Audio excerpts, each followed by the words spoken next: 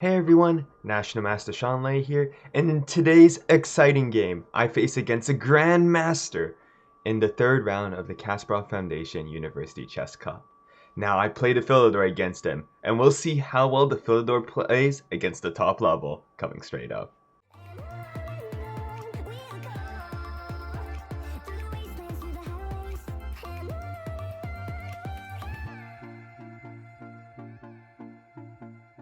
Alright. So, we're gonna begin the game with the basics of the Philidor. My opponent plays e4, I play pawn d6, pawn d4, knight f6. And if you guys have not checked out my previous videos on how to play the Philidor, I have it listed up there, and you can check out the entire series, because literally the first and second video are all you guys need in order to figure out how I played the first 10 moves, because all of that is described in there. Knight c3, knight bd7, knight f3, pawn e5, bishop c4. When my opponent moves the bishop, I move the bishop. When my opponent castles, I castle. We're just playing very basic stuff. Nothing special, nothing I haven't seen before. So I'm confident knowing even though my opponent's a grandmaster, I'm playing well because this is my opening, this is what I've been studying, this is my favorite thing to play. Opponent plays rook e1, and if you guys don't know what you should play here, this is a critical position in which you need to decide where you want to move your pieces, and my plan is to attack the queen side at this point, so I decided to play pawn c6. What am I trying to do? To play pawn b5, going for the crab formation. Now my grandmaster opponent, he's much better than your average folk, so he says no, a4, which is the best variation here for white, just not allowing black any counterplay on the queen side. But here, I just make my Great Wall of China over here. b6, bishop g5, pawn a6. The Great Wall over here. This Great Wall is very flexible. If my opponent pushes, I can take. Maybe I can push over here. And my opponent pushes. So, I just play pawn c5. Now, something important to know, I don't know if I mentioned this in my other video before, but something you want to do, not do, is when you capture over here, you don't want to capture in this position when your pawn's on a6, because this resulting endgame is going to be slightly better for your opponent. So you don't want that to happen here. So for example, something like this, I don't know, something like that, you can take over here probably, attacking the rook, so you can't even win this over here. Like, this endgame is not good because these pawns are very weak, and you don't want that to happen. d6 is also very weak as well, so this would be a losing endgame.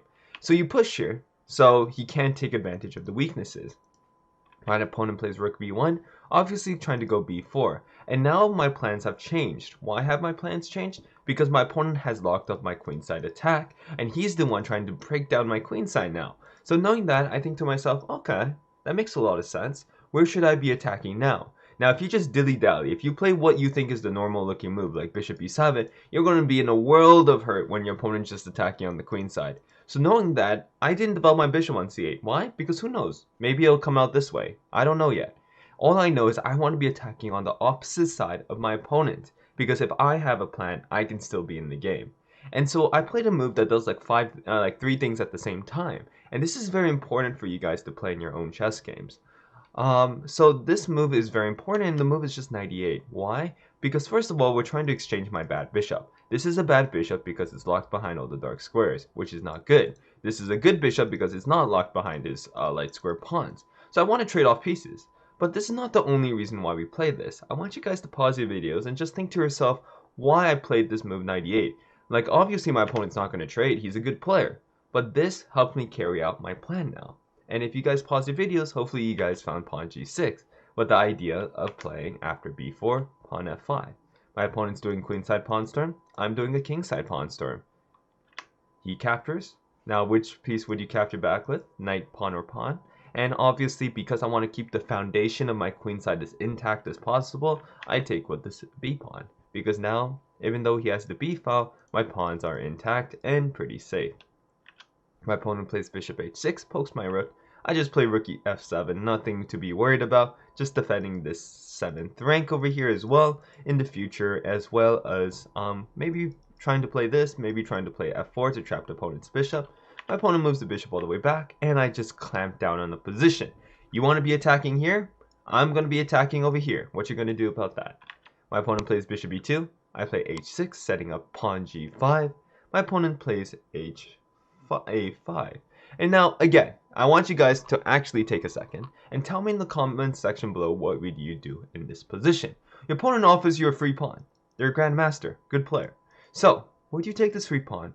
Would you not? So again, pause your videos and think about whether or not you would do this. Would you take the pawn or would you not? Now, a lot of people get under this trap, and I definitely fall under this trap later on in this game. But they think to themselves that their Grandmaster opponents always play the best moves. Well, let me tell you this. Unless your opponent's like Magnus Carlsen, right? Or like Hikaru Nakamura, or one of those or one of the great of greats, right? They're probably going to make mistakes throughout the game, even if they're a GM, right? And so my opponent here plays a5, basically betting that I wouldn't take that pawn because it looks so spooky, right? Like, look, Rek a1's going to come attacking my queen. Maybe the knight discovery attack is going to be very deadly. But I just thought to myself in this position, wait a second. This is kind of suspicious. Kind of suspicious.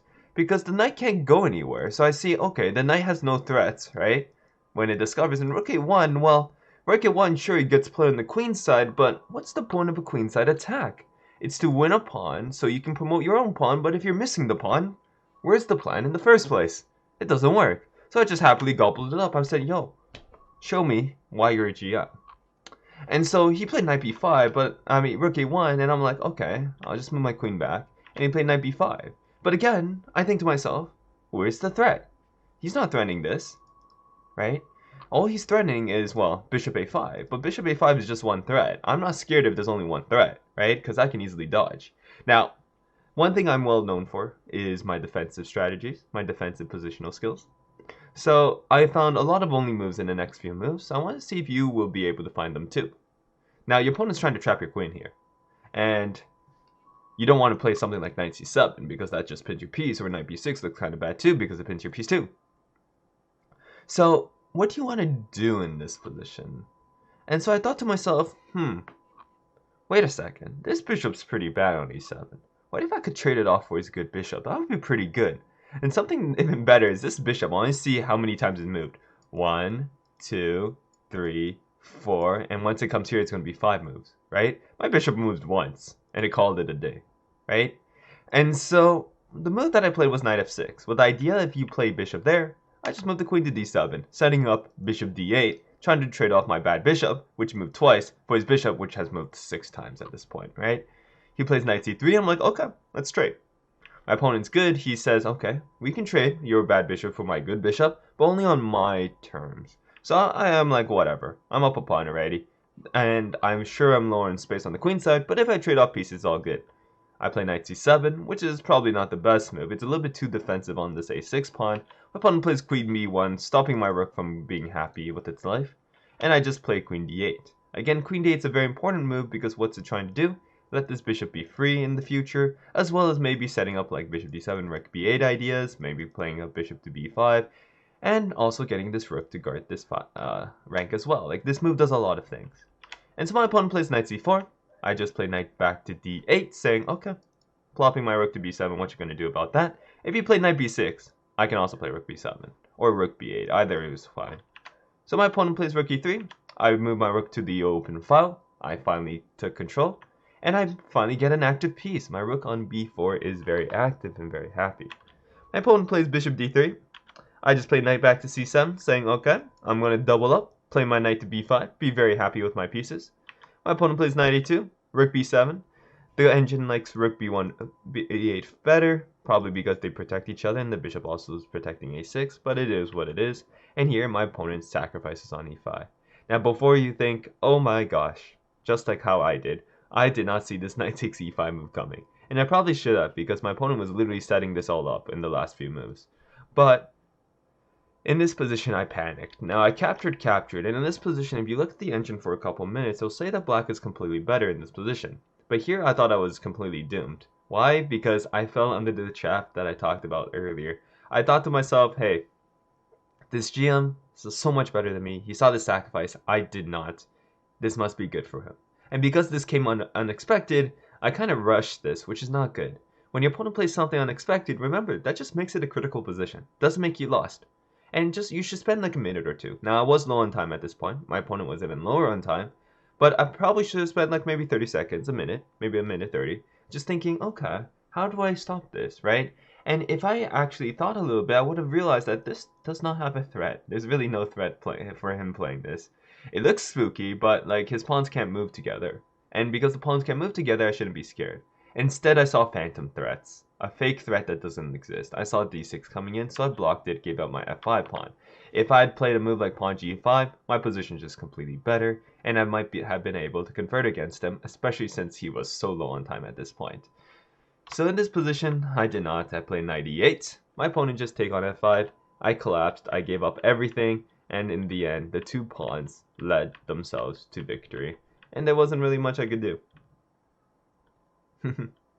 And the pawn promoted itself in the end, and I resigned in this position.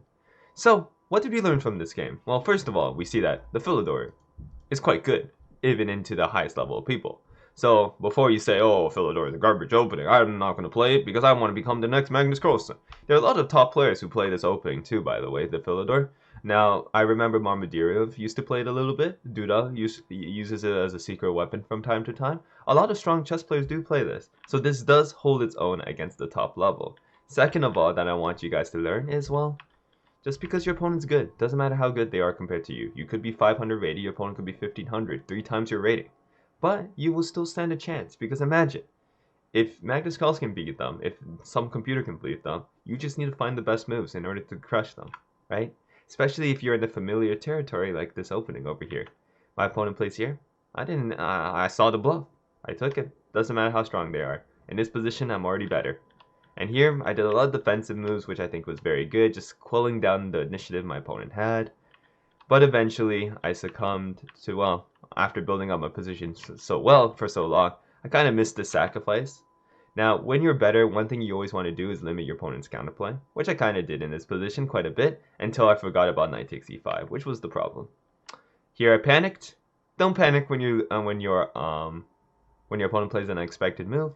It's unexpected for a reason. It's probably not very good. And so, in the end, this endgame is just easily winning for my opponent. But hopefully you guys enjoyed today's game. I definitely enjoyed it. I think this is one of the highlights of my careers. I did very well against the Grandmaster. Sure, our team wiped. We got 4-0'd. We got destroyed, utterly destroyed. And it kind of makes sense because this team had 4 GMs on their team, so pretty strong compared to our team. But it is what it is. So tomorrow, I'll be showing you my 4th game, and hopefully you enjoyed that one too. Alright, I'll see you in the next video.